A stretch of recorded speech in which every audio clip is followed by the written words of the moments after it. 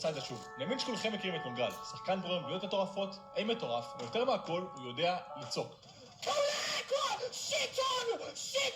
מונגל חזר לפורטנט אחרי יותר משנתיים, וכשהוא שיחק עם מיסטר סאביג' הוא שמע את הדבר הבא. I think it would be a good idea if we play duos. You're the fragger, I'm the IGL, we win the whole fucking thing.